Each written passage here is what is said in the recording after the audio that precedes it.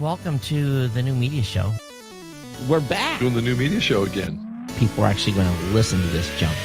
We do it live. We're live right now. We'll just do it live. We're doing live. We're doing live. We just can't get enough. The new media show. Let's go. Just do it live. We're doing live. We're doing live. Bada bing, bada boom. The new media show. We do it live. Just do it live. We're doing live. We're doing live. We're doing live. We're doing live. The new media show. I'm like Adam Curry, and you're more like John C. Dvorak. I think I am Adam Curry, and you're the old curmudgeon. We do it live. Doing the new media show again. The new media show. Technology. We make it sound so special.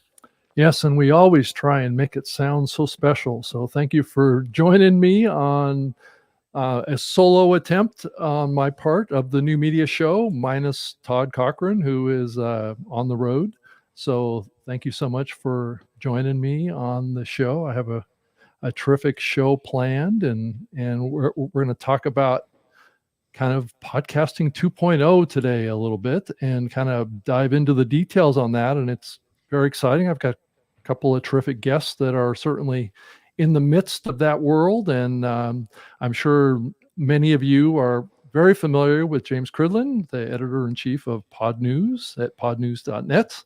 He keeps us up to date every work day on what's happening around the world in podcasting. And Sam Sethi, who's the CEO of a kind of a new platform that's supporting all the podcasting 2.0 standards, and that's at podfans.fm.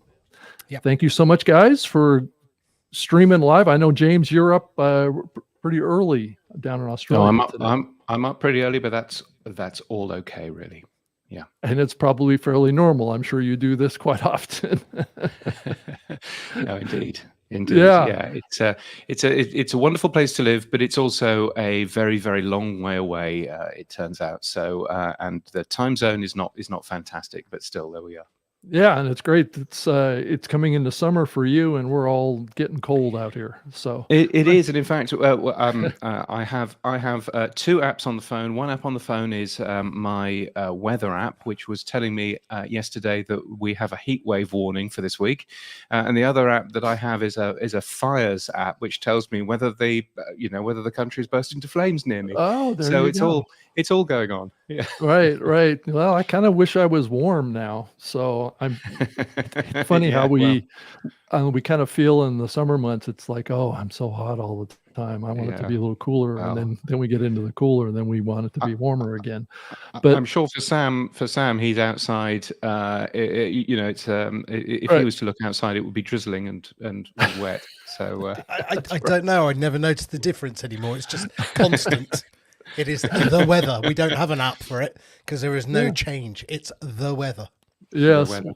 Well, that's enough of the weather talk on the podcast here. But Sam, thank you for joining again. I know both of you guys are fairly regular on this show, and then also both of you guys do your own podcast too. Why don't you share some information about that? Your Pod News Weekly that you guys do together. I don't know. Over to you, James. Go on. Oh, okay. Right. Go ahead and plug your podcast. It's for me. Right. Yes. So, and Todd will love us plugging our podcast on this. Yeah. So we need to be obviously careful there. Podnews Live. I had my little Industry Connect. Anyway, Get your tickets I'm going to battle you with my audio to play over the top of it. That's quite enough of that. Anyway, yes. So we do a weekly show, which is all about podcasting, essentially much the same as yours, to be honest. Without Todd telling you to go out and buy your own.com. It's called the Podnews Weekly Review. You'll find it at weekly.podnews.net. There's a lot of interviews in there. Sam is very good at finding excellent people to interview, and I'm very good at trying to make sure that it doesn't last 4.5 hours. So but it's really good. Yeah, you should go and have a listen. Yeah, no, I think you should. So I've been on that show before, and it's terrific. And I know Sam, you have co-hosted it. That's true. And Sam, I know you've been working hard on this PodFans platform for what, a couple of years now, or what's the duration? Year and a half. It was last October that we started doing a little bit of it and then we stopped, and it was like, okay, and then we really went for it last October. So yeah, it's day in, day out, every day, but I love it. Yeah, it's really cool. Loving it. And Mark Asquith, thank you for the comments here. It's always great to have you with us. But well, let's dive into it. I know I got an email from you, Sam, about this alternate enclosure tag, and I thought that was an interesting idea that has been, talked about in the podcasting space. I mean, if I think about it, it goes way back many, many years ago, back when video podcasting was a big thing, back in the early days of the medium. And frankly, a lot of people don't realize that. I've been shocked. I shouldn't say I've been shocked. I've just been a little bit surprised that a lot of people don't really fully understand what the history of this medium has been. And there was a time fairly early in the medium when video was probably 30% of the market. I mean, true video podcasting. And there's a distinction here, and that's that the enclosure tag in the RSS was a video file. And so I think there's a lot of discussion right now about, well, what is a podcast and what is a video podcast, right? And I think we're all open to maybe expanding that definition a little bit to include what's happening at YouTube today. But there's also a lot of folks that are kind of pushing back on that too. So it's like, well, it can't be called a podcast unless it's in an RSS feed. So that's why I thought this was an interesting discussion, was this whole concept of trying to have an audio and video file in the RSS. And I'm just curious, Sam and James, what you think about that. I mean, what's the implications of that as you look to the future? So I've been talking, I'll start because I started the email. I've been talking to Todd for 6 months plus now about the alternate enclosure tag. It's part of the podcasting 2.0 namespace. It's a completely out there ratified extension. And Todd, being what you and him do, this show, for example, but also, Geek News as well, you have two feeds. You have a feed that is a video feed and a feed that is a podcast feed. And I said to Todd, why aren't you using the alternate enclosures? And he said, oh no, because of Apple, I have to have two feeds. I need to have one that goes as a video feed so that people can watch it in Apple as a video. Same with the podcast, because they don't support the alternative enclosure. I went, fine, no problem. And that got battered back and forth between us, and it led to nothing. This week, Alberto from RSS.com said, look, I'm going to use live to video broadcast into a number of different applications, PodFans, Fountain, Podverse, Podguru, and it was great. And for the first time, James can confirm all this, but I think it's the first time that we've had a live event using the lit tag with basically audio and video capability. And the live tag also supports the alternative enclosure. So within that live tag, you could put an audio feed and a separate video feed. So then I started looking at the New Media Show actual RSS feed. And you actually have the alternate enclosure in your live feed. But what Todd or whoever has done is put in the main enclosure, you've got MP3, and in the alternative enclosure, you've got MP3. And then if you have a look at your video feed, you've got basically the video in the main and the video in the alternative. So the email I sent you is, look, why don't you just put the alternative closure as the video for this audio feed and put the audio in the video feed, right? So you're not having, if you scroll to the right, Rob, just slightly, you'll see the end where it says alternative enclosures. You'll see they're both the same file again. And it just seemed to me that you've got everything there. It's not a lot of work to change one URL in one feed, one URL in another, and suddenly, boom, you're supporting the alternative enclosure and you're giving people the choice to watch or to listen to you. So again, within PodFans, as you can see there, we did an experiment. We did actually that. We copied over your video feed into your audio and your audio into your video. And I just played it in PodFans. It comes up with MP3 and it comes up with video. I clicked on the video and there you go. It plays the video in the podcast app. Not a lot of work was done. It takes 5 minutes to do, and it supports the alternative enclosure, and it gives the podcasting 2.0 community, that one leg up against what we're seeing with YouTube currently. So that was what I was talking about. James, any thoughts from you? Yeah, I mean, I think one of the things, just to sort of reel this back a little bit, I think one of the things that doesn't work very well in the podcasting world is if you've got a video feed and an audio feed, then that's essentially split. So what you're producing there is you're producing two different shows. You're producing two different shows that Apple Podcasts will treat differently, that Apple Podcasts will promote differently. And in the same way that, with Google, you don't want to split your Google juice. You don't want to have copies of different things all over the place, because then Google doesn't know which to promote. Exactly the same thing goes in terms of a podcast as well. And so it's really confusing when you do a web search for example, the New Media Show. You end up with two different shows.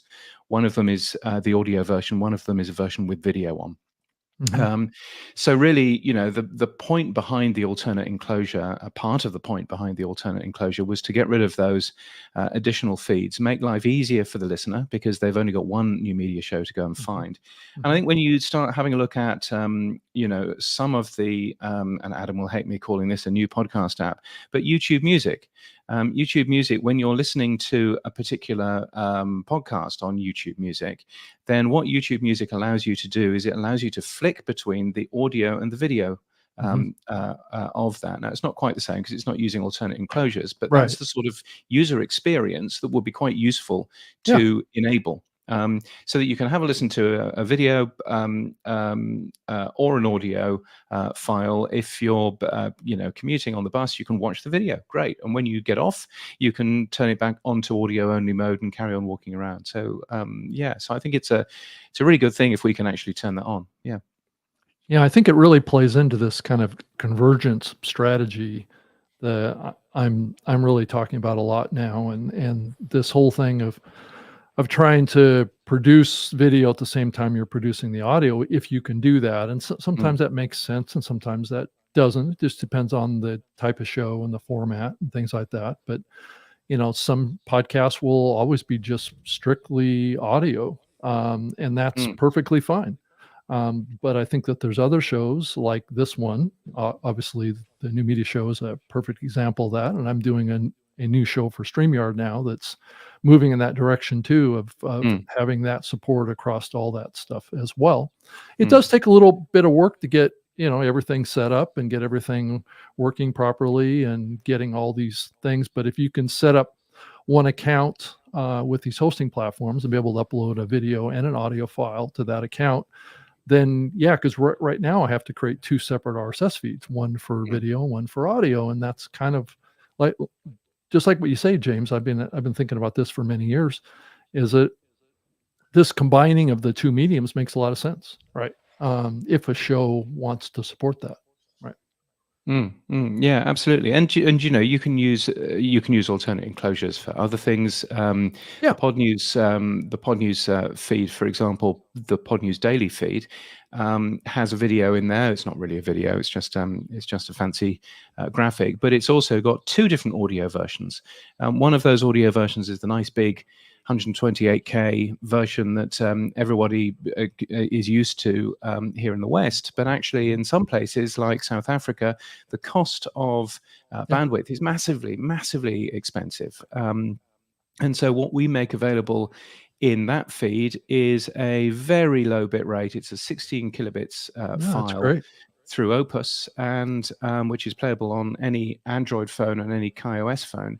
So that actually, if you're in a bandwidth-starved place, you can actually get a different version of the Podnews Daily podcast, which only consumes about 1/10 of the bandwidth. So you can use it for a lot of different things.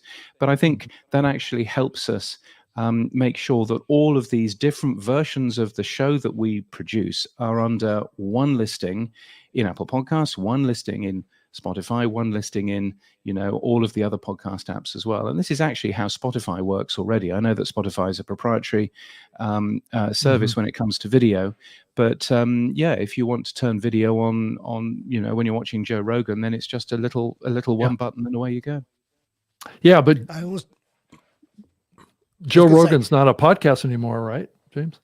Well, I mean, it is, Rob. I know he is. I'm just teasing you.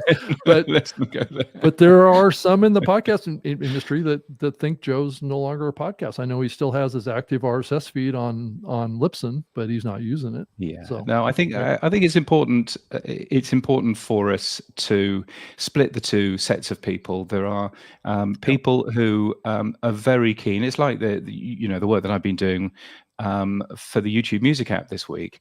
YouTube Music is a really bad thing for the podcast industry. There's lots of bad things about that, but for listeners, it's an amazing thing. 58% of Americans don't listen to podcasts every month. So if we can convert some of those 58% using the second largest search engine, using a massive, great big app which is pre-installed on all new Android phones, then great. And I think we just need to bear in mind, it's there are things that we want that are good for the podcast industry, and then there are things that we want that are good for listeners, and they aren't always the same. No, they're not. And I agree with you. That's a good example of that. And then also, and this is how I think about it, is, well, I mean, what is YouTube's strength? YouTube's strength is video, right? And if we're taking audio and putting it into YouTube, that's not playing to YouTube's strength. Now, granted, looking at the future, maybe YouTube can become a stronger consumption app for audio. It's never going to be audio. It'll always be a video, but that's more of a technical distinction, not a UI distinction. But YouTube Music, I think the difference is, and this is the hugely complicated thing, is that YouTube Music is an audio app. That's exactly what YouTube Music is. So it's a separate app which does audio, and it does audio for music, and it does audio for podcasts in there as well. And you can subscribe to RSS feeds in YouTube Music. So I think that's the other sort of side of it, that we just need to be careful about, so that actually YouTube is a brand, and it's got a video player and an audio player in there as well. And the Podnews Weekly Review, by the way, looks fantastic.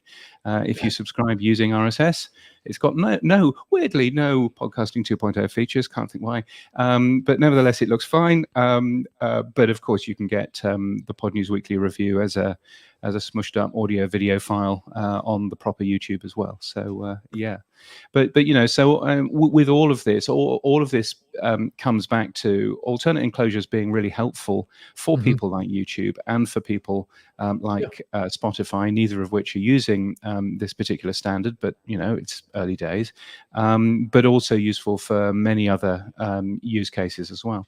Yeah, I mean, that's a good point. I think that it does seem a little silly to me that they didn't embrace the import of video files through RSS. Yeah, I can probably understand. Why. That would be a massive backdoor. Sam, you were trying to jump in there.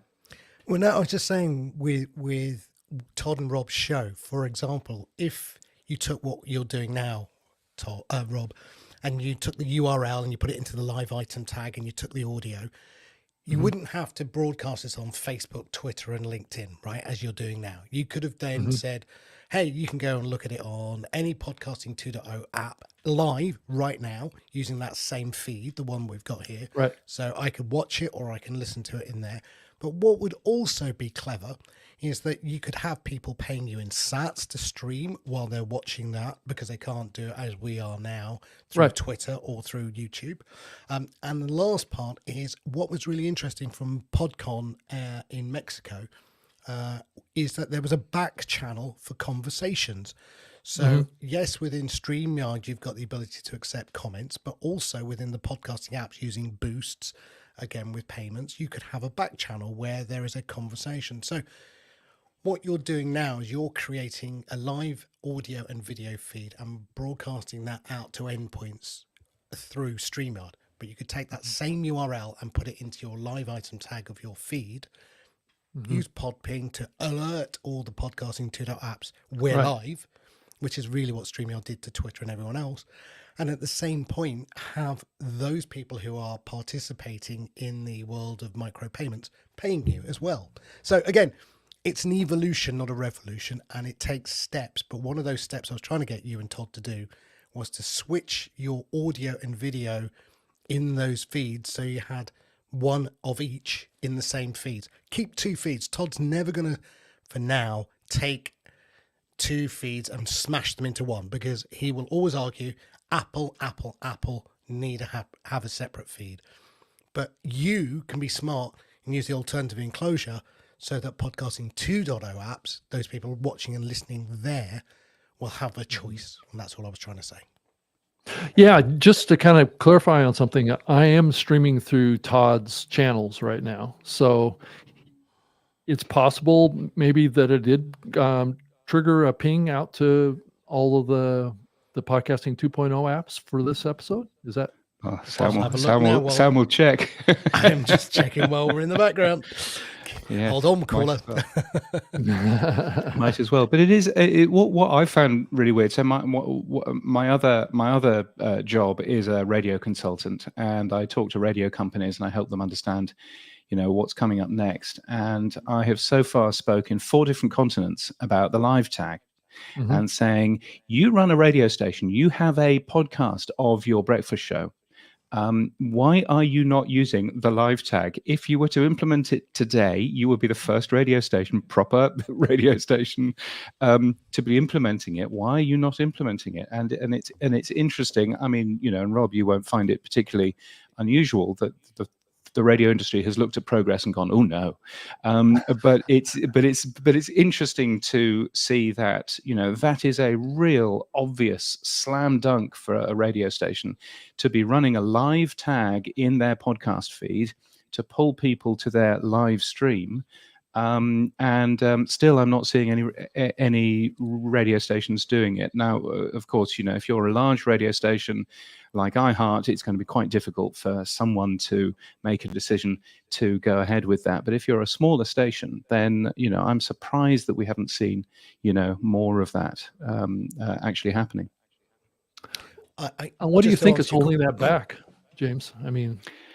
Oh, I mean, I think, in the same talk I show, it's a very good talk, by the way, I highly recommend it. I show lots of different tools from podcasting and that you can use in the world of radio. And one of the tools I use is Descript, and I show actually a podcast that Sam and I recorded about 3 years ago, where I get the name of a podcast wrong, except I don't really. But then I change it on the fly using the AI voice clone that it had at the time, and I show this to radio companies, and they go, "Oh wow, we've never seen anything like this."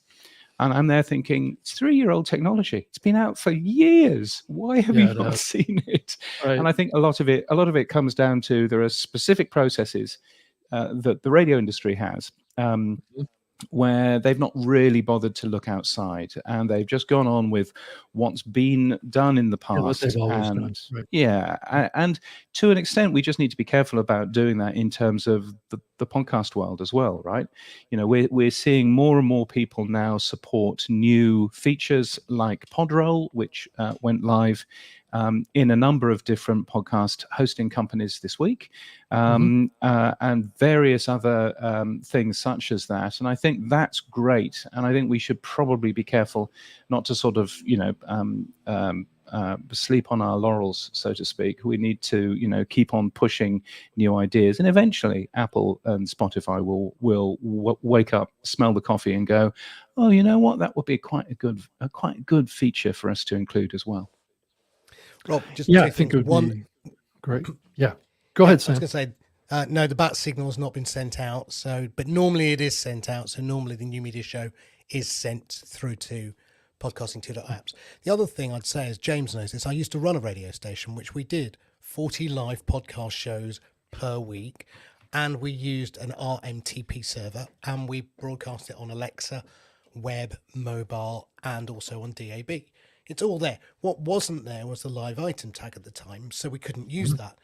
But if I was still doing that, what happened over in Mexico with Alberto and RSS.com is a very simple setup. It takes what comes from the laptop, puts it through a audio and video grabber through to an RMTP server that then broadcasts that out, right? And that in itself now could happen even easier than it was when I was doing it 3 or 4 years ago with River Radio. And so, as James said, what we've got to do is get these case studies in front of the radio stations, in front of conference organizers. So, you know, Podcast Movement, the London Podcast Show should be doing exactly the same thing as PodCon. That's when we want to get this. The technology is now matured and we are now ready to actually use it, you know, eat your own dog food, and we are ready. And I guess, James, it's probably going to be another 12 months before, you know, you've done the rounds of keynotes and everyone else has picked up on it. But, you know, it's now that we're ready to start to put all the pieces together that we've been building and start to create solutions for events, radio, and podcasters. So as far as your guys' perspective on this, I mean, what would a platform like a StreamYard need to do to simplify this, to make it available in an RSS feed? What we're doing here, kind of into the lit tag, is that something that would have to be manually added in the publishing process of that RSS feed? James, do you want me to answer it, or do you want to? Yes, I'm looking at you, Sam. I know you can't tell. You guys are gonna. It's very strange because normally we have no video, so it's a new experience for all of us. Yes. So, yeah, me at 6 o'clock in the morning is not what James needs to see. Right. So fundamentally with StreamYard, because I've used it before, you've got a URL that you've sent out, right? And that's a live URL. Yeah, to all of these streaming platforms, right? Yeah. Right. So you would take that same URL, put it in the enclosure tag of the live item tag. You would then do a pod ping, a battle alert. Hey, we're live. And that would be the stream that I would see through my podcasting app as a video feed or an audio feed. So it would be fine to do that. You don't have to do much. What would StreamYard do to make it automated? In the same way that you can have broadcast channels, which is what you've got set up, Facebook, Twitter, whatever. You could have an extra one, which is live item tag as a channel, right? Or you could have certain apps, but it doesn't have to be apps. It'd just be RSS as a live item tag, where you fill in that same URL link that you're sending out to Twitter, Facebook. That would be sent out to the podcast host platform, like Libsyn or Podbean, and then there or would be a pod ping from there that says, hey, something's changed in the RSS feed, and the apps would go, oh, something's changed. What have they changed? They've changed the live item tag. It's gone from pending to live, which is literally what StreamYard do when you click the broadcast now, and suddenly all those apps. So it's not a lot of work for StreamYard to do to actually integrate podcasting as another channel alongside Twitter, YouTube, LinkedIn, and whatever else they do these days. Yeah, I guess they would need to work together with podcast hosting companies, and I know that there are a number watching. Hello, Mark from Captivate, and so there would need to be a little bit of APIs there, but perhaps the UX within StreamYard might say go live with Captivate or go live with Libsyn. Or go live with any other host. So RSS.com, other hosts are available. I think that would be worthwhile having a look at. Yeah, I mean, the StreamYard platform currently has today a way to input I'm drawing a blank on it. It's an HDM or something like that stream. I can't remember what they call HLS it. stream. HLS stream. Right. Oh, there you go. Yeah. And so that could be plugged in to this, I suppose. Absolutely. But somehow it needs to get into the RSS feed, right? And then really kind of do where it gets a little bit pre-publish. more. I think that's where it gets a little bit more complicated, because you do have to have some kind of integration with your podcast hosting company, and those who've been doing this in the past have been doing this because they roll their own podcast RSS feed, and so therefore it's sort of relatively easy for them.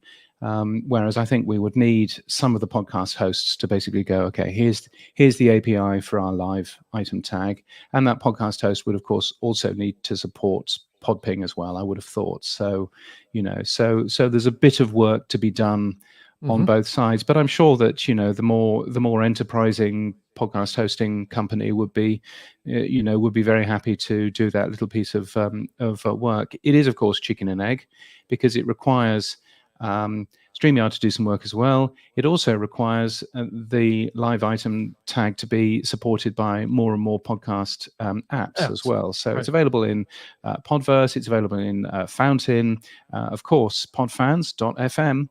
It's available in those particular apps, but as more and more people are producing content for it, you would expect that more and more apps would also put the live item tag support in there as well.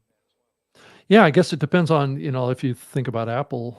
Apple's had video podcasts forever. I guess they would have to decide if they wanted to support live in the podcast experience on Apple, and they may to be able to keep up with the competition in the market too.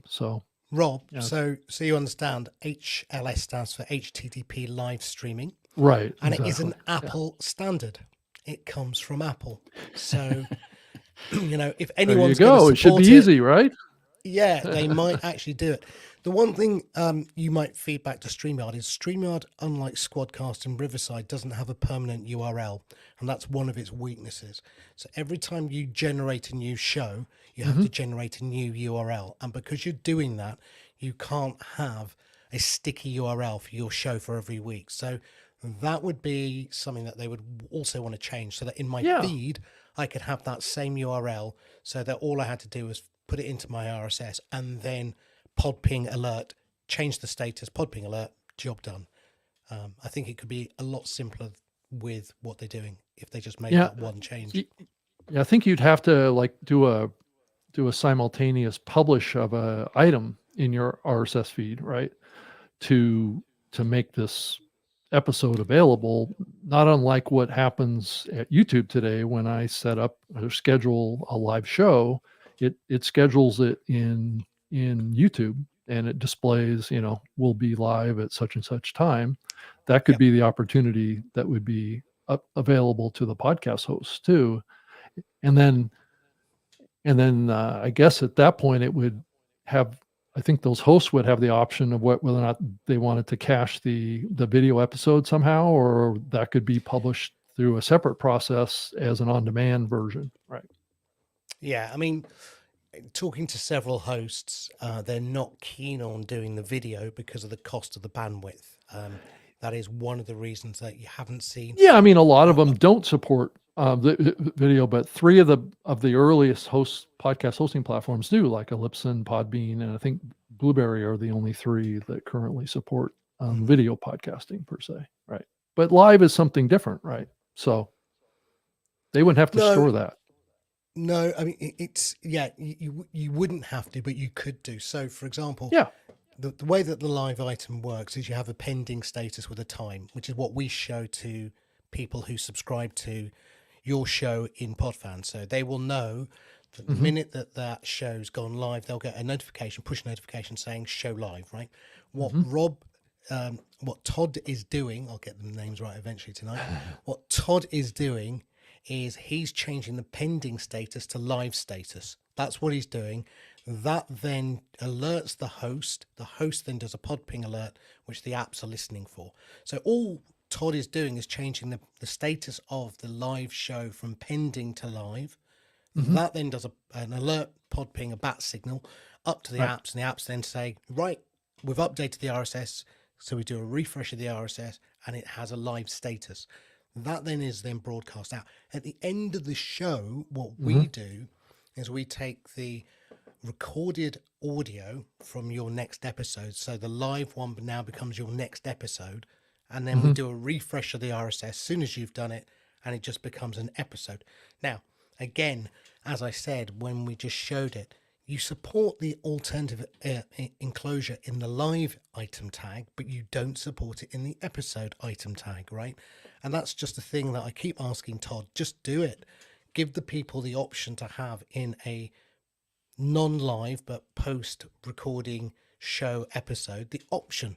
And Blueberry, as you said, supports both audio and video. So of all the hosts out there right now, Todd and you should be the first one slamming this door down, because A, you're doing it live as a podcaster, and B, you're a host that supports both live and audio. You are the perfect example of people who should be doing this. And I just don't get why Todd is digging his size 12 feet in and saying, no, not I. Well, I think he's probably more willing to do it than maybe others at this stage. So I think it's going to be easy to convince him. I think from my understanding, he is seeing this as being a UX issue, not necessarily a tech issue. It's Right. a UX issue of, oh my goodness, we've got to tell podcasters now that they need to put alternate links into things, and it's just going to be hard and everything else. And I think that is an absolutely fair thing. There may well be reasons why he doesn't want to roll it out to all of Blueberry, on all of Blueberry's customers. That's not going to be a fun supporting, fun user experience. So I can well understand that, and so don't eat me, Todd Cochran. There are some very good reasons why he might want to end up doing that. But I think the interesting thing about this is there are actually very few podcast hosting companies who have right at the top a podcaster. Mark at Captivate is one of those. Todd at Blueberry is one of those, and and Justin at Transistor, and there aren't really too many more. And I think that's one of the real differences that Todd has that really helps, is that he's doing it every single day. And so he can talk with a measure of real authority over, what works, what doesn't, because he's there making two different podcasts every single week, and that's always a worthwhile thing just to bear in mind as well. Yeah, I think that those days of the podcasters actually starting companies and creating platforms for podcasters is has been fading away a little bit, hasn't it? Yeah, just a bit. And I actually, I can definitely associate with that, as you might imagine. So I've worked for a lot of podcast companies, and then a lot of those companies had most of their staff weren't podcasters. So right, totally. Yeah, so many folks in radio aren't radio listeners either, which is well, that's a whole other conversation. Do podcasters listen to podcasts? Yeah, that's let's a whole not go other there. Conversation, right? Yeah, no, indeed. Yeah. So anyway, I think this was a kind of a fascinating conversation, and I hope that this conversation continues in the medium, and hopefully we can kind of gather some momentum around this, because I think it is something that many of us in the podcasting space have been thinking about for many years, and it's exciting to see it start to develop and have a pathway here that is, it right here available to us. It's just whether or not we as an industry want to grab that opportunity and run with it right now, and take advantage of the infrastructure that already exists. And I'm definitely wanting to embrace it and support it and push for greater adoption. If we can get a Spotify and a StreamYard and the hosting platforms to embrace it, I think bringing this industry together and trying to come up with a pathway here is definitely worth the effort. Yeah, no, indeed. And if you're watching the video version of this, Dave Mansueto, who of course appeared on the screen just a second ago, saying, "That's right, got to eat the dog food." Dave, of course, co-founder of Libsyn, so he's somebody that ought to know. So absolutely right. Yeah, and he's I've known Dave since back in those days. So back when Libsyn started, and he's a terrific technologist, himself. So he's currently working on a recording app and things like that. He's been working on it for many years. So Dave, thanks for joining us. Yeah, indeed. And then, well, I don't know. Let's move on and talk about another topic here. I know we could probably go a full hour talking about this integration of this, but I think that there's a let's few not. other topics that we might want to talk about. And one of them is this research that came out from the Edison Research and NPR about the audience size for podcasting has kind of exploded. I know, James, you covered this in your newsletter, and I think it's just evidence to me that there's podcasting's growth in all areas has been gradual. Yeah, no, indeed. So this is data around spoken word. So it's not necessarily just podcasting; it's spoken word in all of its forms. But some great data from Edison Research, and they're saying that half of people in the US listen to some type of spoken word every single day, which is up, but also listening time is also increasing. And I'm always, with all of this, less interested in the total amount of listeners, always more interested in listening time. And how much people are listening to, right? Yeah. Makes sense. Yeah, exactly. And you can see that listeners in the US are spending far longer than they were 9 years or so ago. 55%, you can see at the top of the screen there. So you can see that there's some real growth in terms of spoken word content, and clearly a lot of that is podcasting. There are other reasons why spoken word might be very successful in terms of radio stations as well, but this is really being driven by podcasting, and for the first time ever, being consumed through mobile as well. So I think it's a really interesting time to actually see some really good numbers coming out of the spoken word report, and that of course has information in there in terms of well, why are people listening to more spoken word? I'm sure that a lot of that is to do with news and the type of news which is going on, but I think also it's just that there's much more spoken word now with podcasting, Sirius XM, all of those types of services. So actually, there's more likely to be spoken word that people feel that they want to go away and have a listen to. You're a spoken word radio presenter a long time ago, Rob. Do you sort of see that as being a good change? Yeah, I think so. I mean, I do think that the movement, and I think one of the interesting things that came out of this is that oftentimes people think of the podcasting medium as like a hockey stick kind of growth situation, and this research kind of follows a pattern that we've been seeing for many years that a lot of people don't fully comprehend, is that we've been growing on the audience side between 2 and 4% every year for almost every year of this medium. So you have to have a lot of patience. I was very patient in this medium many years ago when a lot of people didn't have a lot of confidence in the medium because it was growing so slowly.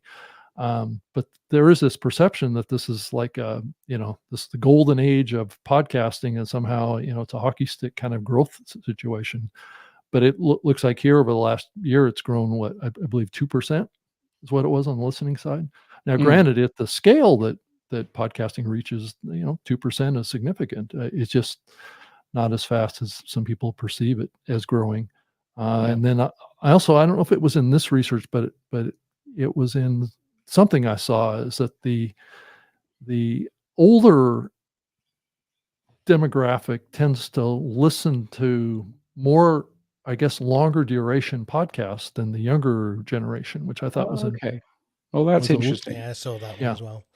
Yeah, because I'd say the older people have got more time. That would be one thing. It could be, that could, or one of the reasons, or more patience for longer form content. Maybe because they're not. Maybe they can't get up to turn it off. Yeah, exactly. Martha, reach the phone. But I think the other one is also, when I look at my teenage children who are now early 20s as well, they don't listen to radio at all, at zero, because the music they want isn't on the radio. The music they want has swear words and it has rude words in it, and it's just not where they can listen to their music.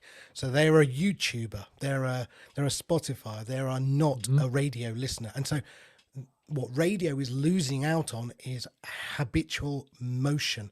The minute my daughter gets in the car, the first thing she does in her Mini is plugs in her phone, goes onto CarPlay, and she's off and running, listening to whatever she wants to listen to. And she might even have a YouTube video playing, but just have listening to the audio as she's driving. She has no interest in radio at all. Yeah. No, I think it's a generational thing. I don't know, James, you're more plugged into this convergence with radio, but what do you see with radio over maybe the next 5 to 10 years? Is it going to continue to decline in its reach? Oh, well, I think radio is particularly radio in the US, which is in a very different place to radio elsewhere. But radio in the US appears to be working out how many things it can cut on the air to automate as much as possible. There's now AI-powered radio stations where they don't even have to pay any human being to present anything. And I think what that inevitably means is that there's no real reason to listen to a radio station when you can just use your Spotify or your YouTube music collection instead, if you want music, or podcasts if you want a spoken word. So I think that if radio wants to kill the medium, it's doing a very good job of doing that right now. Understanding what the difference is in terms of radio and understanding why people tune into the radio is a really important thing. And I'm not necessarily sure that, particularly in the US, that people fully grasp that. It's a bit of a different world elsewhere, and certainly when you have a look into Europe, where there's an awful lot of government-funded broadcasting, but you can see that they're focusing much more on younger audiences, and there's a bit of a different conversation going on there, I think. I know, Sam, what's your thoughts on radio? Well, I think it goes back to what James said earlier. Radio needs to adopt a lot of radio talk shows that I listen to. The show happens and then it's gone. It's like no one's thought about recording it, repurposing it, reusing it, right? It's just gone. And you go, are you mental? You've just spent how much on that presenter with the guests, done it all, and you're just not thinking about it. Now, again, as I said, when I ran a radio station, we used Whooshka. So we took the live feed, put it to Whooshka, Whooshka turned it into a podcast. So we had reusability straight away. And that is something that I find radio stations haven't got their heads around yet. I mean, I struggle as well. One of the biggest podcasts in the UK is from it's called The News Agent. It's a news politics show. But Global are the company who produce it. Global are the company who make it. And yet Global do not live feed it. It's not a live show anywhere. So they're not using their mediums at all. They've got a podcast that goes out, reaches 10 million downloads, but that's not reused live.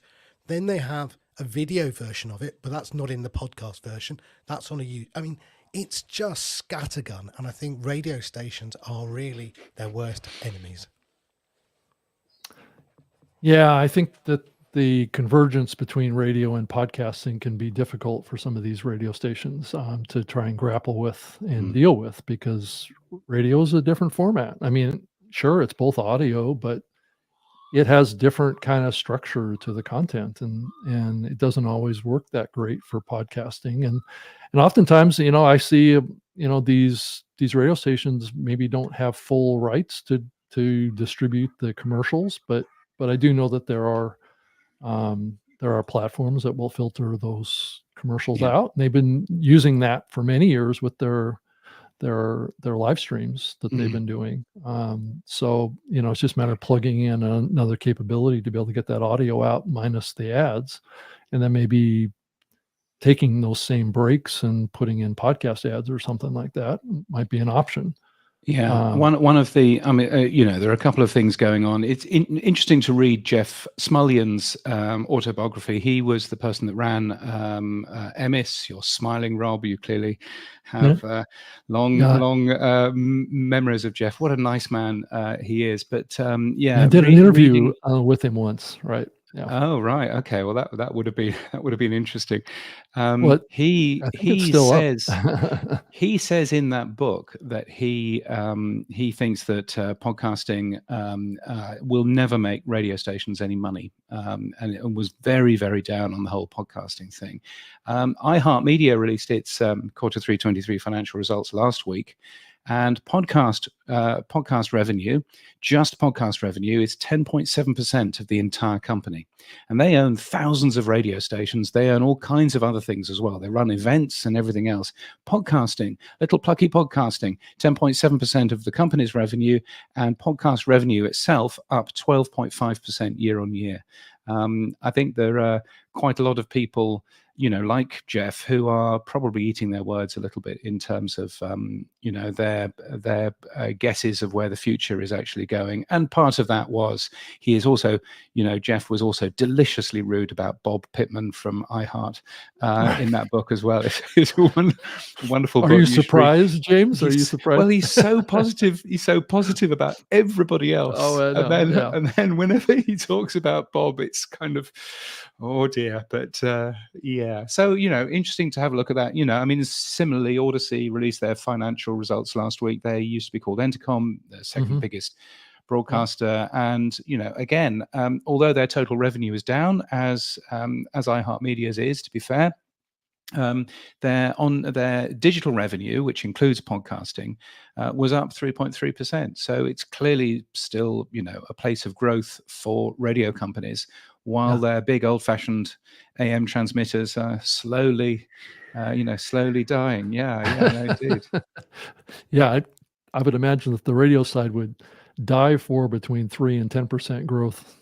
Oh yeah, they would be absolutely delighted with that. Right. So right. yeah. So clearly that's the direction, I guess, but probably the fact that it's only 10% of their overall revenue kind of doesn't raise its priority very much, does it? No, but it's, I think it's certainly a start. And interesting seeing yesterday, today in your world, where Global, which is the largest radio broadcaster in the UK, has signed a deal to sell advertising into iHeart podcasts in the UK, and the other way around. iHeart is selling advertising into Global podcasts in the US. Two large broadcast companies, but are selling each other's, ad slots in podcasting. Yeah, it's interesting. I did take a peek. The FCC was approached a couple of years ago. Global was thinking about buying as much of iHeartMedia as it possibly could. It owns 15% of iHeartMedia, it turns out. I didn't realize that.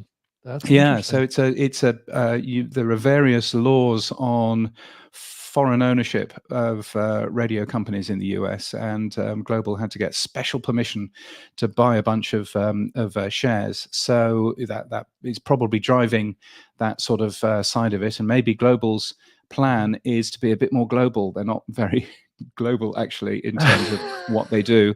They do have DAX, which is a podcast sales house in the US. So this obviously begs a question what the deal is there. But I think it's interesting seeing yet more consolidation in the radio business, which of course is just what we need.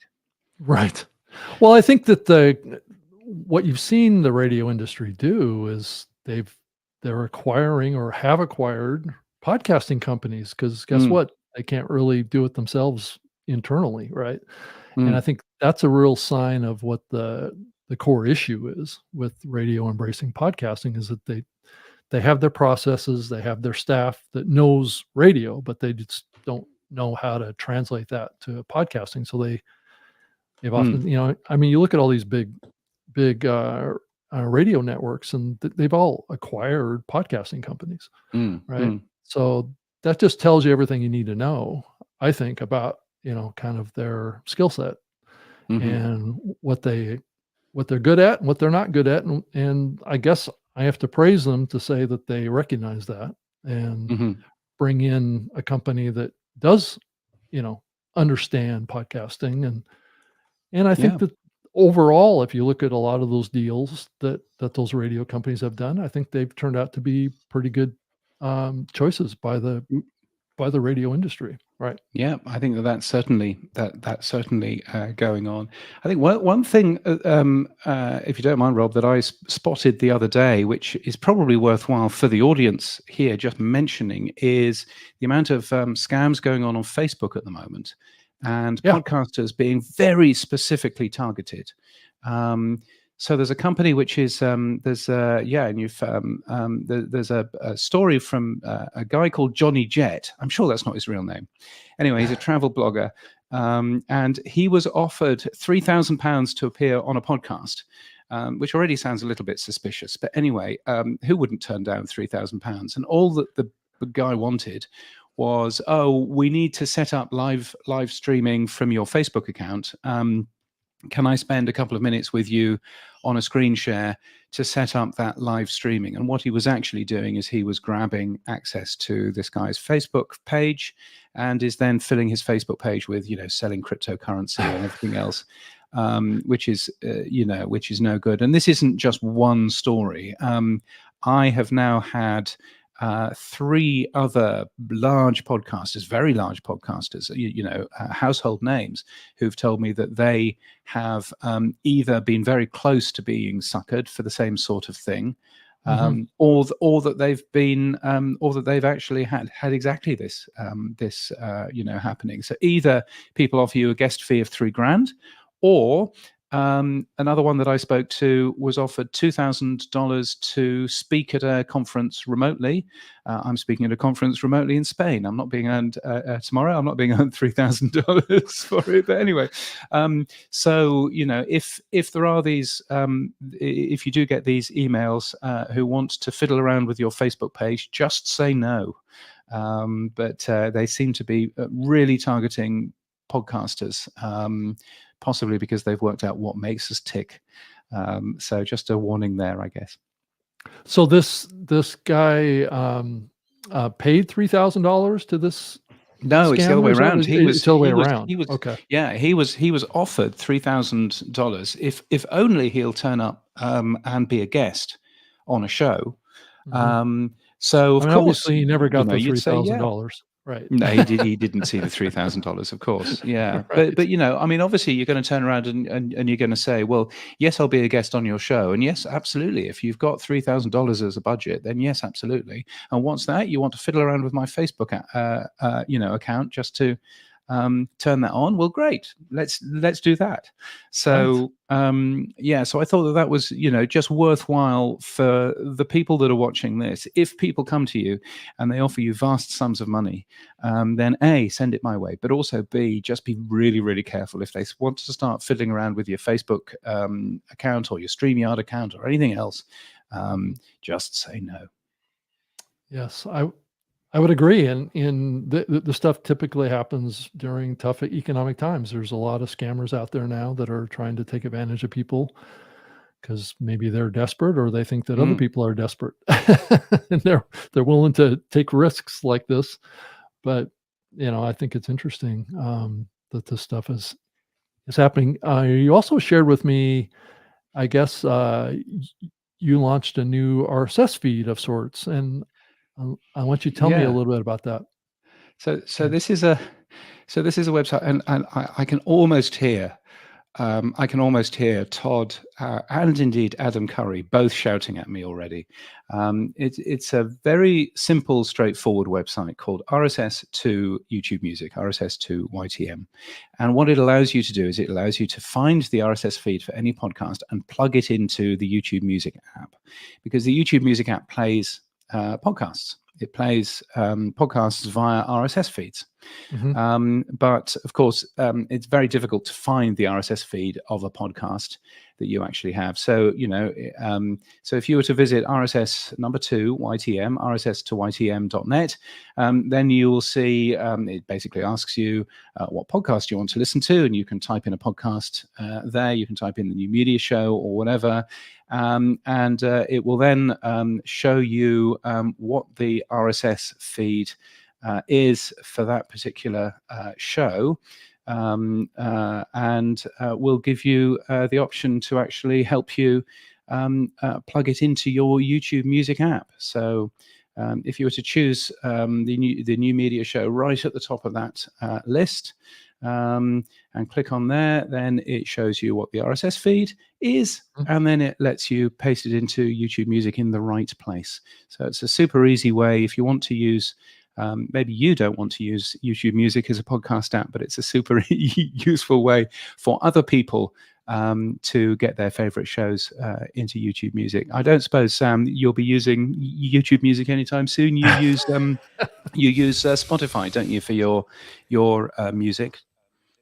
I do, and that's only because also my kids wouldn't use the YouTube Music part. And I don't know if it was well supported in the time when Spotify was. One of the things that Spotify does really well that we should actually praise it for, it is everywhere, right? Whether it's on your watch, whether it's on your car, whether it's on a device, somehow Spotify has made their client available everywhere, Alexa devices.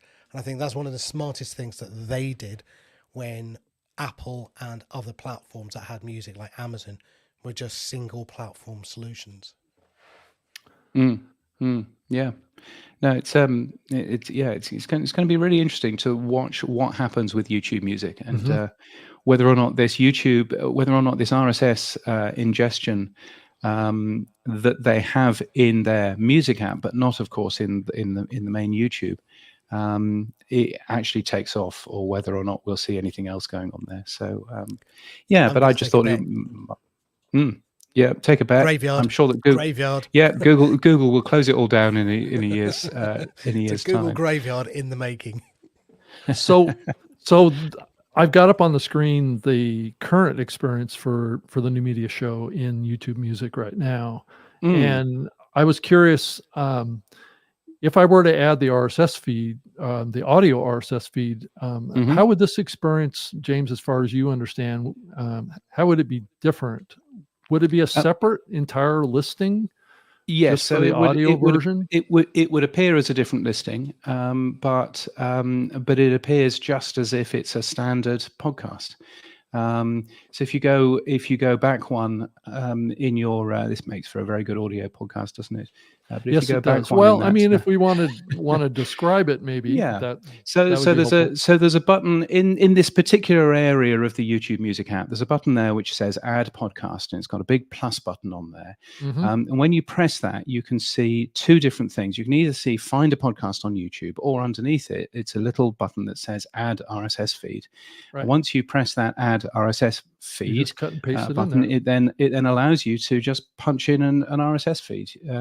URL in there, so you could you could type in any RSS feed that you wanted to, press the OK button, and it then goes off, grabs that RSS feed, ingests it, and it's available within your YouTube Music app, whether or not you're using YouTube Music on the web, or whether you're using YouTube Music on Android or iOS. It works in all of those.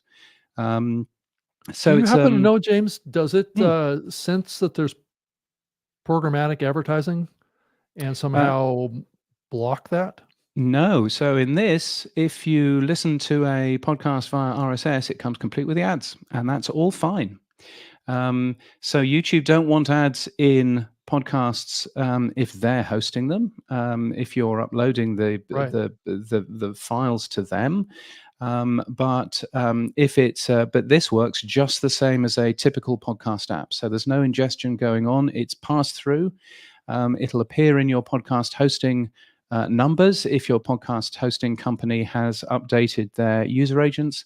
And it basically allows, it's a proper, in inverted commas, podcast player, in that it's using RSS just the same as everything else is.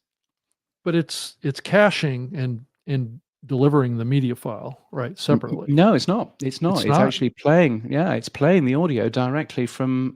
It's exactly the same way as any other podcast hosting, a podcast platform does. So, and that's probably the difference. This is the bit that actually I think podcasters really like. Is that this is the way that YouTube Music should work? Yeah. It's passed through.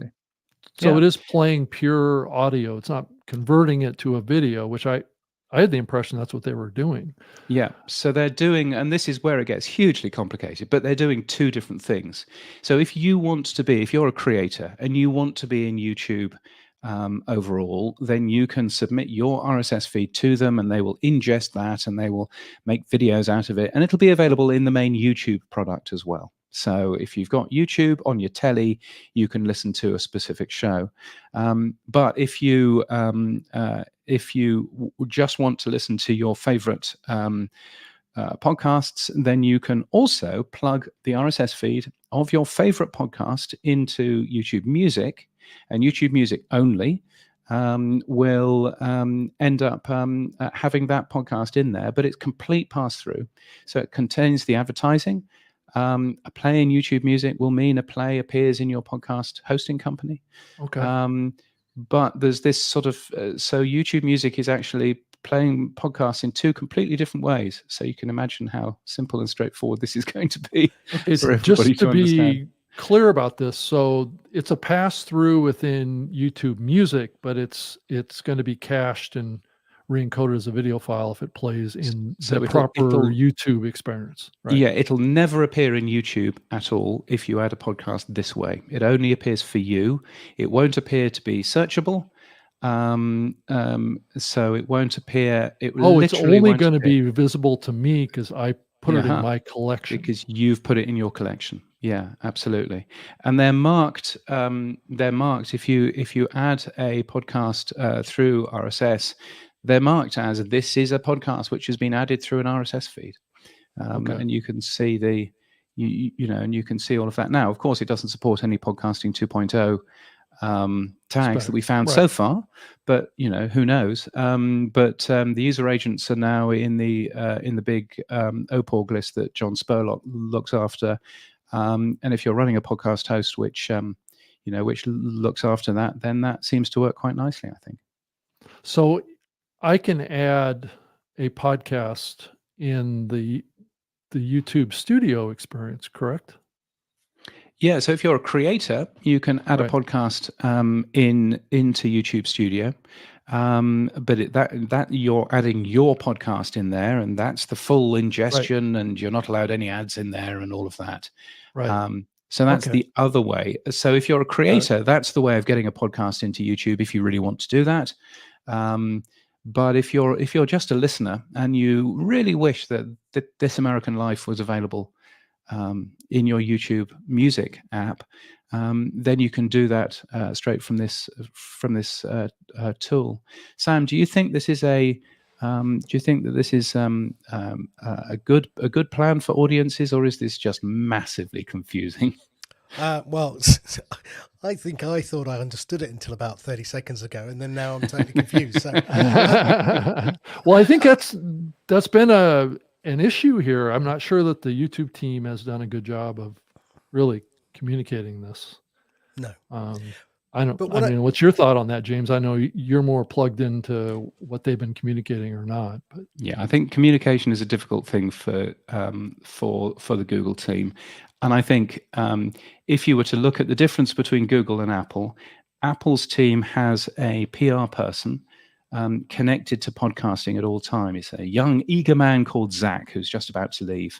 But they're going to have another. Oh, he's about to leave? Is that what he's about to leave? Yeah. So something we said, James. Zach is Zach Khan, who has been PR for the last 3 years for Apple Podcasts. Right. He's been promoted. He's been promoted, Rob. Promoted to PR. Exciting, Zach. Yeah. To PR for Apple Vision Pro, or as I call them, those toy glasses. It's a lateral move to a new product that needs help. Right. No, I'm sure it's a promotion. Of course it's to be. It's to be the PR for those toy glasses. But yes, the good news is that we do get it. I mean, it's a great product. I'm just joking. And Zach has my home address, so I'm looking. Okay. There you go. But I do understand though that Apple Podcasts will be getting a new PR person next month. So it's early December when Zach makes that move. So hopefully that will still be a a dedicated PR person for Apple Podcasts, and that's the big difference between Apple and Google. So Apple has a PR person who looks after Apple Podcasts. Spotify has 427 PR people who look after podcasts, and Google stroke YouTube Music, as far as I can work out, don't have a PR person at all. I was in touch with a PR person from YouTube a while back. He seems to have vanished off the face of the earth, stopped answering any of my emails, and has run away. So I think that being fair, I think that's what's going on. They haven't, it's a very small thing for YouTube in general, and they just haven't got enough people who are enough resources to actually afford a proper PR person. And I would agree that that's probably harming, where they're going. PR is very difficult, particularly if you've got a very complicated product as this is. Yeah. Well, that's what's important to have kind of like a spokesperson out there that's going on a bunch of podcasts and explaining it to them. That's exactly what I did when I worked at Microsoft on the Zoom platform for the 7 years that I worked on that product. Is I was kind of the external communication for my platform. And it's probably difficult for a company like Google to embrace something like that, but I know that they're not as locked down, supposedly. Maybe they are, as like an Apple or something like that. No, Apple's kind of struggled with this over the years as well. So but I just found where that research that I found, it was Spotify's Megaphone that was talking about, I guess, their podcast trends of 2023, talking about how people 55 to 64 are listening to twice as long content as last year. So I don't know what's changed between last year and this year. Yeah, so they're listening. So the total amount of podcast listening has gone up. It's gone up by 50%.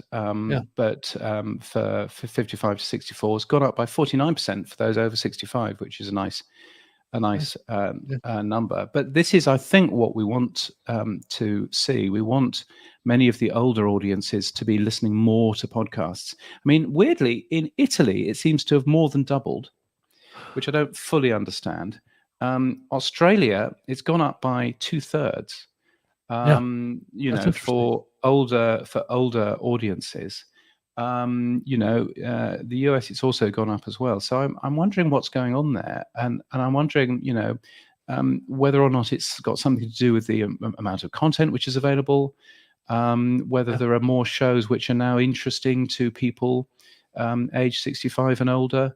Sam isn't age 65 or older, but do you have any sort of thoughts as to why this might be the thing? Sadly, I'm going to get there before you, James. That's what worries me. But no, I also think, again, complexity is felt simplicity. I think a lot of people are now being able to find podcasts through, whether it's Spotify, YouTube, Apple, the mainstream apps that they use. They're now becoming much more obvious. I mean, Spotify has taken a couple of years to get it onto the platform. People are probably listening to music, stumbling across it. And again, I think music itself doesn't appeal on the radio to people, and they are seeing talk radio, but their favorite talk radio shows are probably 1 hour, 2 hours, and then they're going, oh, what else can I listen to now? Nothing else on the radio, and then trying to find. And we all know the thing with podcasting is it's behavioral. So when you find 1 or 2 or 3 favorite podcasts, you really do then enjoy listening to them. To shove one of those podcasts off your listening behavior then becomes doubly hard. So I think, again, we've seen lots more political podcasts appearing, certainly here in the UK. I think The Rest is Politics announced today that they've just hit the 10 million downloads per month. I mean, so I think we are beginning to see people, A, understanding this medium is interesting, B, as James said, finding content as well that they find sticky and want to listen to. And then I think, we're seeing more dailies. James is a daily podcast, but we're seeing more daily political shows as well. And I think a couple of years ago, James, you probably didn't have that many daily shows of news, sport, or whatever. Yeah, I'm sure that that's got something to end up doing with it. And as you say, just the amount of shows out there. I mean, I was just having a look through all of the different shows that I listen to and thinking, my goodness, there's so many shows, all of which, by the way, have big signs on them saying there's a new episode to go and have a listen to. So really, James, that's all you're going to do today. Is just really behind with everything that I actually have. Right, right. But yeah, so perhaps you're right, Sam. I mean, if I was, I mean, I've been involved in podcasting since 2005, so not as long as you, Rob, but my pretty darn close. My mother last month. My mother, after I appeared on national ABC television in this country, my mother was very proud that I'd managed to get onto the TV here, and she said how proud she was in an email, and then she added, "Tell me, what is a podcast?" Yeah, fill me in. I want to know. Yeah. After 5 years of writing a daily newsletter about podcasting, thanks, Mum. But the fact that she is now interested in what a podcast is, I think, says a lot in terms of reaching all of those older people who historically, as you know, Rob, have not listened to this sort of thing. So there may be some great growth there. Though I've always said that what's great about podcast listeners is that they always get older. So if you kind of inverse that to realize that maybe many of these folks were like maybe 35 years old when they started listening to podcasts. 20 years younger. Right, Yes. right. Or in that age range. If I think about what the research showed of the age demo that was most popular back in the earlier years of podcast listening, it was in that 30 to 35 and 40 age range. So what we could see is just those were the hardcore listeners for many years, and they're just getting more serious, and they're increasingly replacing their media consumption patterns away from mainstream media towards podcasting increasingly. I don't know. I mean, that's kind of how I look at it. I mean, I'm kind of in that age demo too. When I fully embraced podcasting, I was in my mid 30s as well. And so that I can totally, associate with what's going on here and the patterns that we're seeing. And I do, as you know, this is a 90-minute show. So I do believe in long form content in podcasting because I do think that short form content is difficult to get a lot of value out of in audio. Though it is easier in video. But I wonder how much of this is being driven by the fact that it's now much easier to get podcasts in your car than you've ever been able to get I agree in the with past.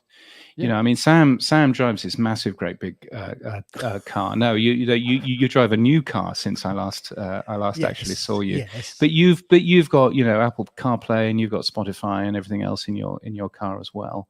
Do you listen to that, or do you listen to the radio? I bet you listen to Radio 4 every morning, don't you? I do listen to Radio 4, the Today Show, and I do listen to Talk Sport, which is a sports show. But I do listen less and less even myself now to radio. I don't listen to Radio 1, 2 or 3. But are you listening to Spotify instead? Listening to PodFans, actually. But yes, no. But of course, sorry, yes. My mistake. Obviously. Get that plug in. But no, with music, but I think as you get older as well, you listen to less new music. We are more nostalgic about the music we listen to. So, it's more Paul Weller than it is Dua Lipa, let's put it that way.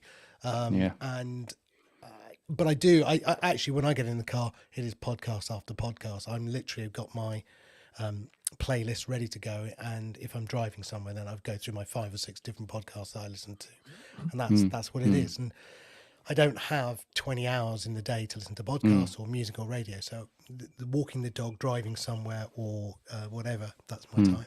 Yeah. And Rob, do you in your Elon Musk mobile, do you listen to a bunch of podcasts in there?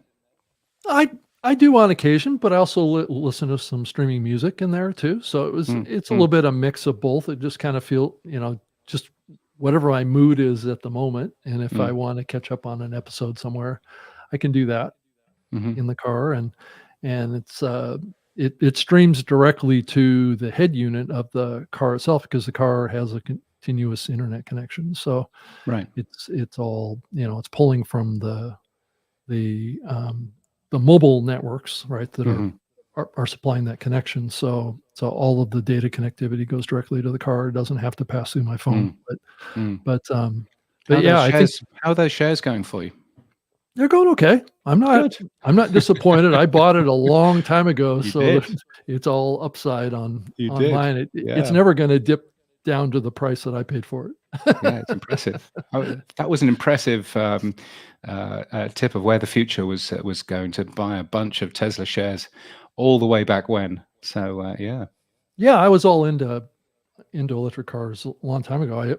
I bought my first electric car in 2011. So that's how far Wow. back I go with it. I bought a Nissan Leaf. So, Okay. so I Yeah. was Yeah. one of the first 2,000 owners of a Nissan Leaf.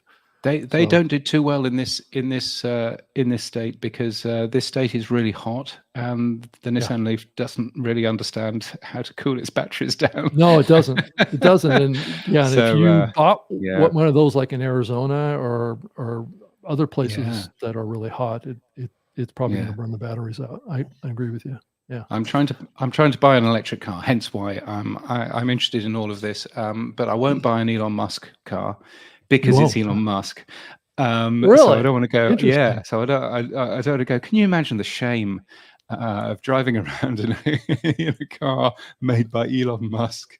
Well, he didn't actually make it himself. But So I'm busy trying to find a decent electric car, which is quite difficult. I mean, to be fair, the Teslas do look very nice, but you drive a massive, great gas guzzling Range Rover, I think, Sam, don't you?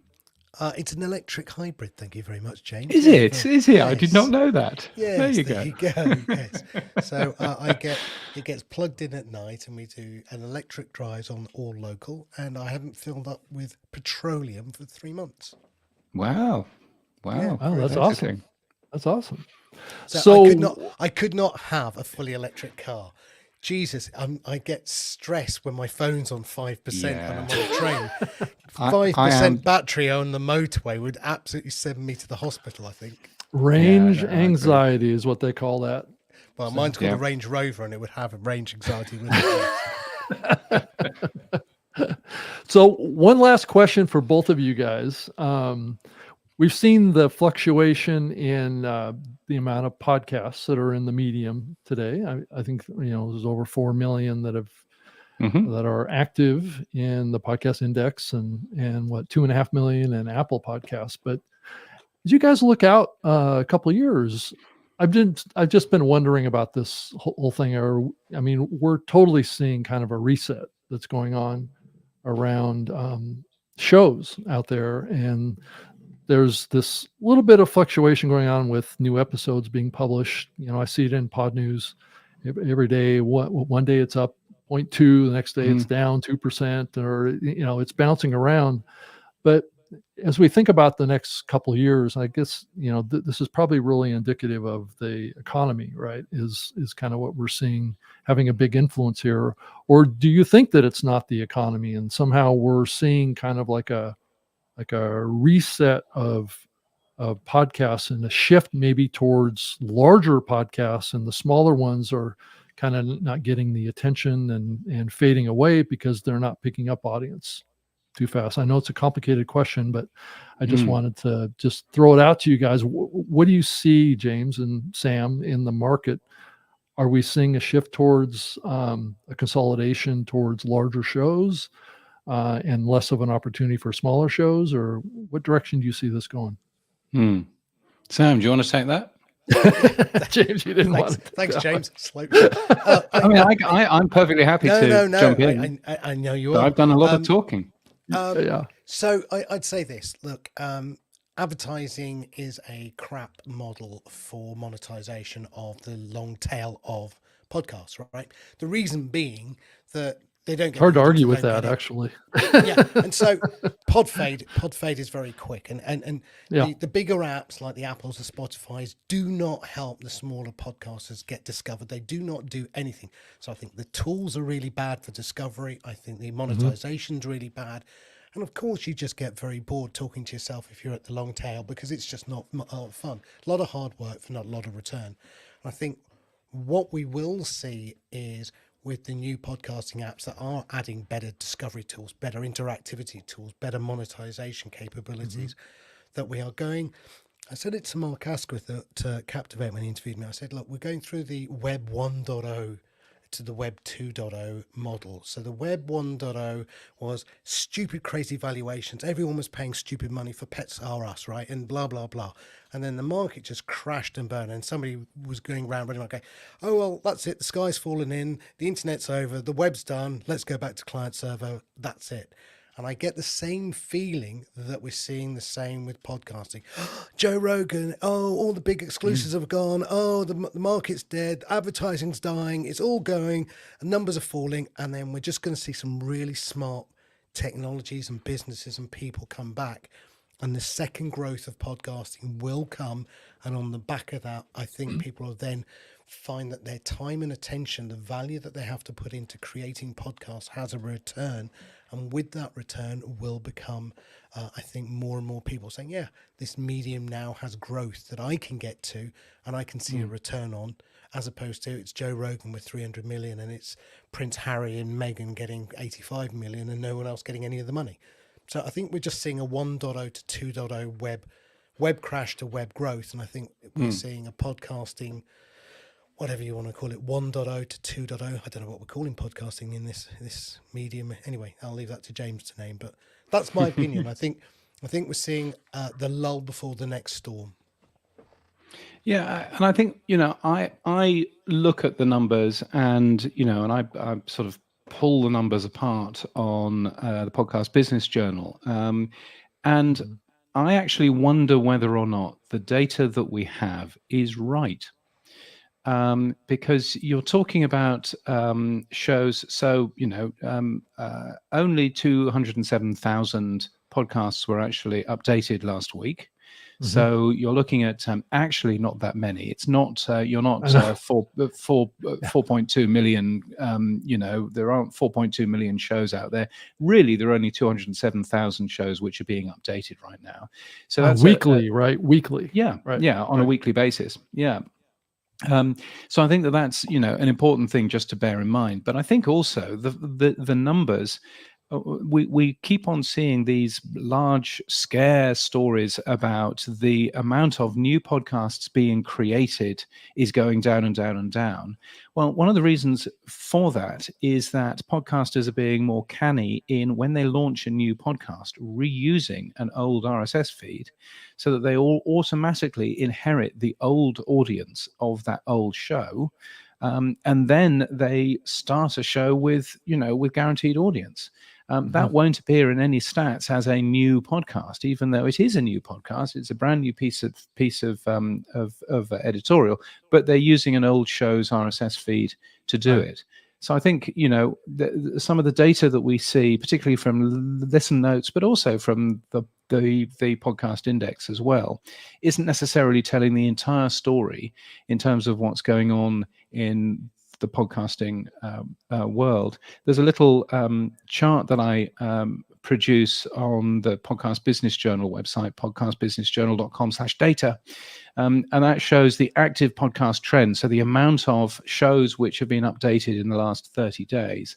And that chart from August has looked really good. There's been a nice increase in the amount of shows updated over the last month. From around 325,000 to around 350,000. So there's a good amount of growth there. But I think, it's what are we actually measuring here?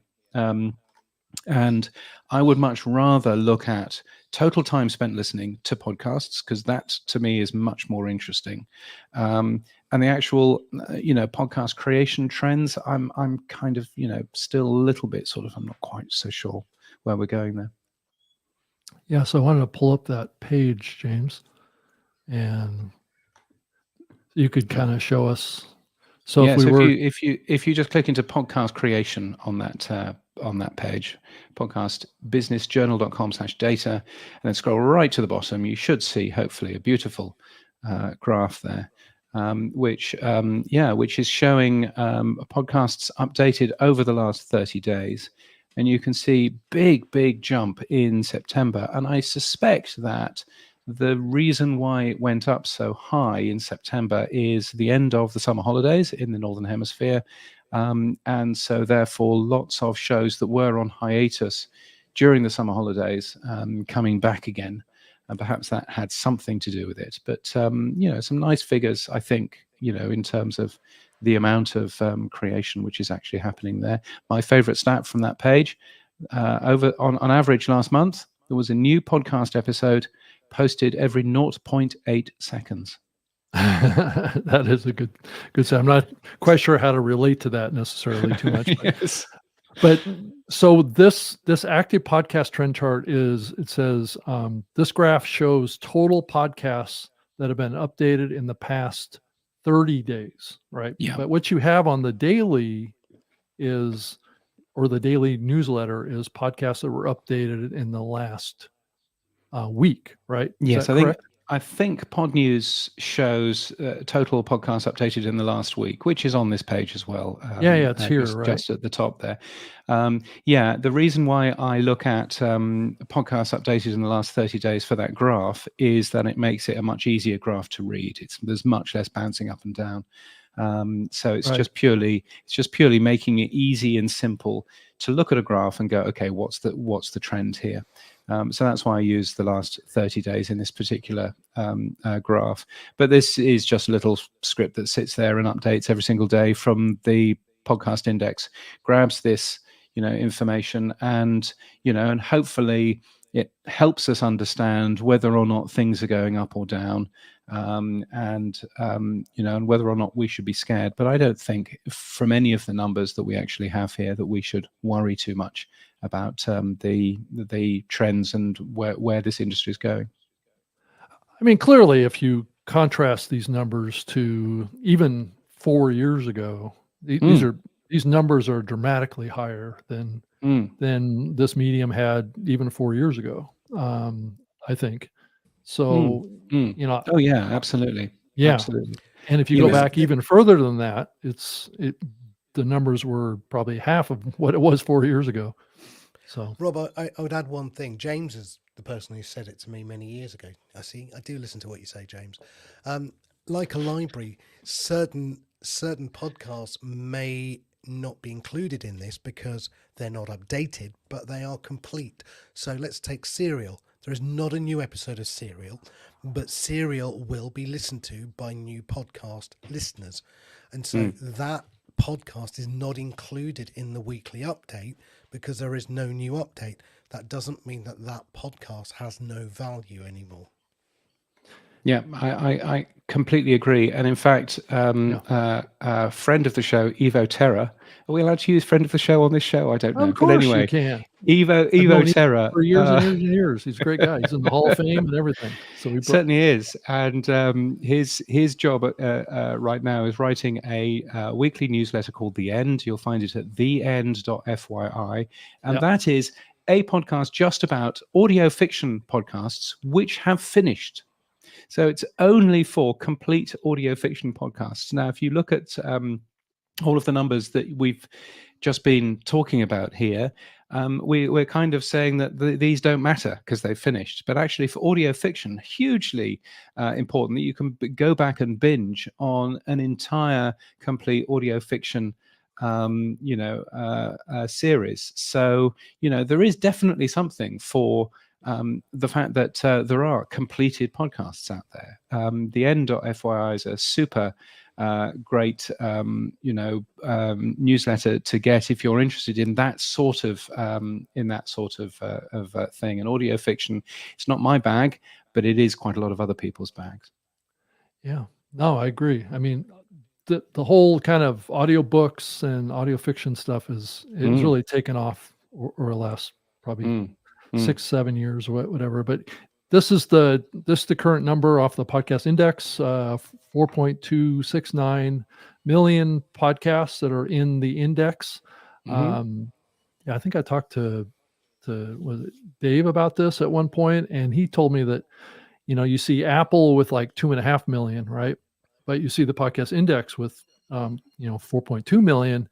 And what's the delta there? I know Apple's gone through and kind of sifted out feeds, but I also heard from Dave that they've done the same thing here. They've sifted out the feeds. So what's the delta? What's the difference between these two numbers?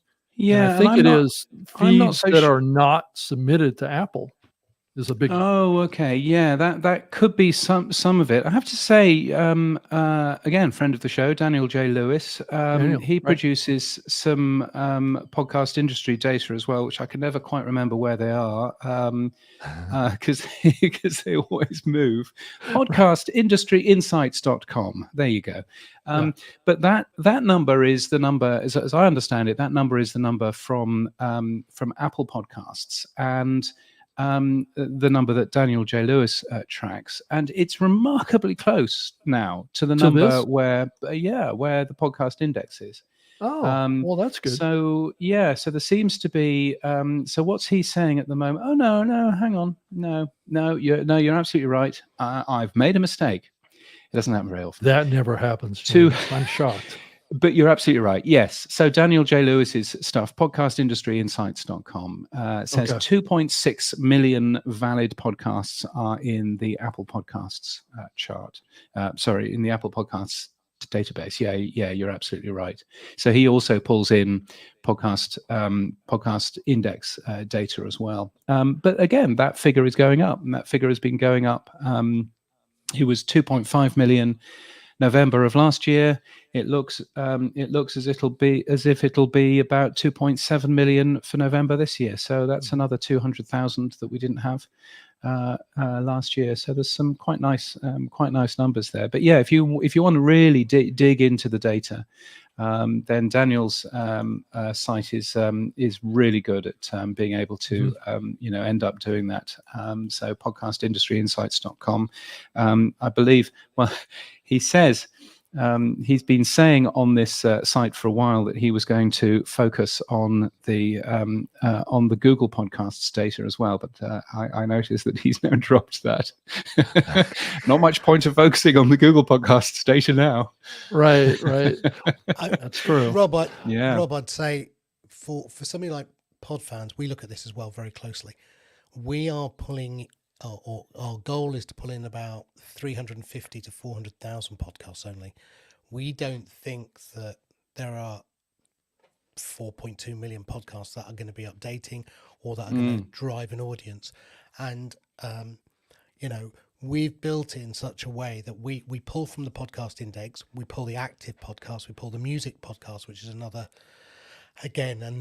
piece of that index. And then we will pull in what we think are the volume podcasts, the ones that are getting plus 100 users or listeners. After that, on the long tail, we've got a way where the listener on PodFans can, through gamification, actually suggest a new podcast, and we'll grow our index that way. We've gone from the let's not take everything and add it and then use it to the let's take the most successful, the majority, and then add as we move forward. And I think that's the way forward. James, quick question. Did the podcast complete tag ever get completed? Oh yes, the podcast complete tag, which is actually Apple's. Yes, it's part of Apple's spec. Apple don't do a very good job of actually supporting their own tags. Supporting their own tags, but also documenting them for other people. I've got a bit of a beef with the trailers tag at the moment. But yes, so that is actually there. So the complete tag is being used by a number of shows. In fact, if you take a look at the Trade Secrets podcast, which, of course, if you remember, was Dave Weiner and Adam Curry's original podcast back in 2004 or so. That show has a complete tag in it because, of course, it's complete. It's not been updated in 19 years. So that's certainly there, but. I guess there's concerns about what happens when you do tick that button. Can you still add more shows to it? What happens there? So it's something that I think Apple could do a better job with actually writing proper specification documents rather than flowery, nicely laid out with a beautiful font, articles. I think some proper documentation around the Apple Podcasts iTunes specs would be quite helpful as well. Yeah. So I wanted to just kind of make sure that everybody kind of has a little bit of a clear picture of why these numbers are so wildly different between Apple and the podcast index, and of course Spotify's number is even higher. Right. So there is, and this is what Dave pointed out to me too, and I talked to him about it. Is that there are lots of shows out there that are self-hosting, right? So they're hosting their own podcasts on their own .com, or I know this plays into Todd's conversation, but they never submit to Apple, and Adam Curry is a good example of this too. His podcast, as far as I know, isn't submitted to Apple either. So, but it's available on other platforms, but not, in Apple or Spotify or any of those bigger platforms, because he doesn't want to support those folks. Actually, at the end of the day, I think. But that is a big reason why there's a discrepancy between these two that's so broad. I mean, that's a lot of shows. Yeah, there's a massive difference. And, Spotify, I think, Spotify's number is actually going down. And occasionally they release a new number, but it was something like 5.3 million. But of course, Spotify is full of an awful lot of shows which aren't necessarily publicly distributed. Well, yeah. So there's some which don't have RSS feeds, but also if you go on any of these services and you search for the word test, the amount of shows that you find is really, really high. I've done it. Yeah. Even Apple Podcasts. So I think, look, at the end of the day, is something that might be interesting. When so Podnews has podcast pages, right? So it's got a page for every single podcast out there. And those pages contain all kinds of information about a particular podcast. Now, that's what I tell people. It's not actually true. What Podnews has is it's got pages for every podcast that someone has searched for and clicked on. So you can see all 4.2 million podcasts in the search in Podnews, but that doesn't mean that I've made 4.2 million pages. I've only made a page if somebody clicked on the actual podcast name. That's when it gets into the database. I only have 500,000 shows in my database. So I've given everybody 5 million shows that they can search through, or 4 million shows that they can search through, but only 500,000 of those shows have actually been clicked on, and that's the only time when it's actually been added in there. So there is. I think Sam is doing things absolutely right in the PodFans app by making sure that he's only importing shows that people actually want to go and have a listen to. I would certainly agree with that. Podfans.fm, by the way, it's very good. Yeah. Thank you, James. Well, let's wrap up the show. Once you guys both share your contact information and how people can reach out to you and take advantages of the things that you're bringing to the market. So, James, go ahead. Oh, I was going to throw to Sam. Okay. Please get Podnews. It's a free newsletter, podnews.net. It's very good. There is another podcast that you might want to get, which is called New Podcast Trailers. And all it's got in it is podcast trailers from all kinds of different shows. It updates every single day. So if you're looking for something new to listen to, new podcast trailers, you'll find it in your favorite podcast app and also in Spotify. And if you want to get in touch with me, I'm james@crid.land is my email address. That's james@crid.land. Sam. Go ahead, Sam. Well, James and I do a podcast weekly together, so Podnews Weekly. So get that wherever you get your podcasts. And I do PodFans, which is this brand new podcasting 2.0 app that I'm building and releasing. The doors open, the wait list's removed at the end of this month. So yeah, happy days. Awesome. That's exciting.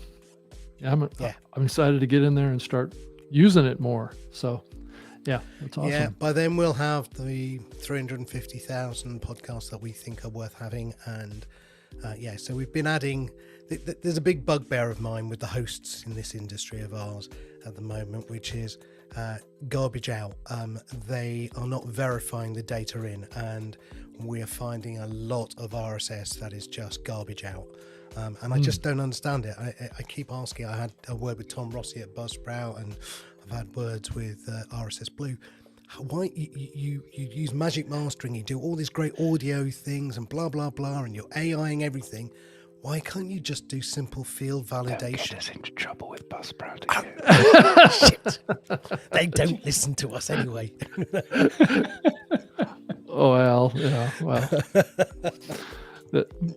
yeah. Who knows? That could be possible, right? Yeah, exactly. Oops. Well, thanks, guys. I'm Rob Greenlee, and you can certainly reach me online too at Twitter. I have my own website, robgreenlee.com, and obviously go to newmediashow.com to catch all the archives on this show. We've got plenty. I think we're over 566 episodes or something like that. And if you want to send me an email, you can certainly send it to rob.greenlee, Greenlee, at gmail.com. We'd love to hear from you, and I'm sure Todd will be back soon at some point, but in the meantime I'm going to keep the lights on and the stream going here on the show. So thank you for being with us today, and I think we had some steady listeners that went the full duration here, so I guess there are some folks, they're probably on the older end of the spectrum, probably, if they stayed with us this long.